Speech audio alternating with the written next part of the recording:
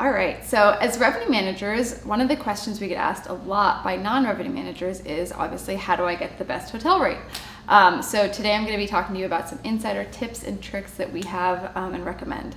Along the way, I will define some of the common terms we use around the hospitality and the RM industry. I'll see them right up here.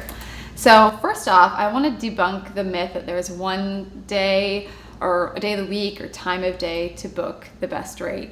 The truth of the matter is most branded and many independent or non-branded hotels now have what we call a price optimizer at their properties to help manage their rates and inventory.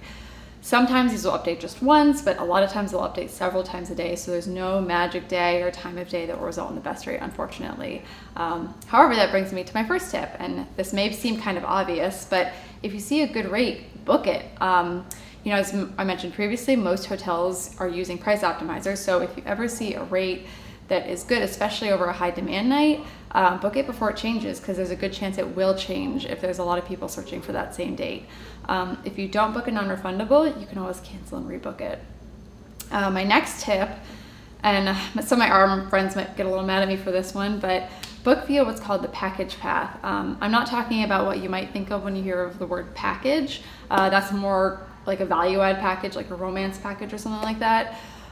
When I say package path, what I'm referring to is more of like a bundle and save approach. So if you know you're going to need hotel, air, car rental, you can book a package path through a site like Expedia or Hotwire or Priceline, and you can sometimes save upwards of 30 to 40% on your hotel room. And the reason we're able to offer these steep discounts is because the rate is hidden. So you don't actually know what you're paying for each part of the booking. And that helps protect our price integrity. Price integrity is another important factor in my next tip, which is check the meta rates. So generally the most popular place to check this is on a Google My Business, as on a hotel's Google My Business listing, but other meta providers exist as well, such as TripAdvisor, Kayak, and whatnot. So this is the best spot to check and see if a hotel is out of what we call parity. Sometimes a hotel might actually be offering a discount, such as a brand discount on the brand website for being a loyalty member, like a Hilton Honors or a Marriott Bonvoy member, which is actually another way to save a few percent. Or they might be offering an OTA promotion that was accidentally or sometimes not accidentally made available publicly. So make sure you're getting the best rate by booking via the channel that has the best rate. You don't want to overpay completely unnecessarily.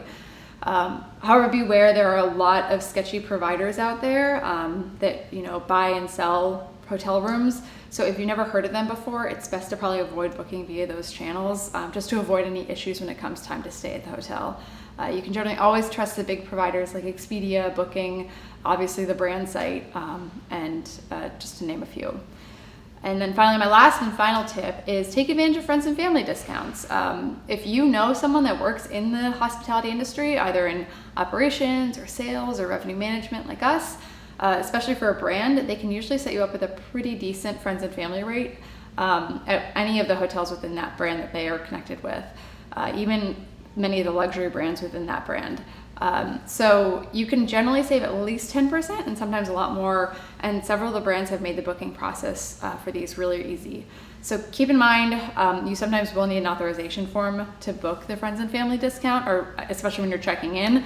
So you don't want to be caught off guard when you're checking. You shouldn't just Google, what's the friends and family discount for XYZ brand. You should really have that direct connection with the team member. So hope these help. Like and follow for more Rev Education.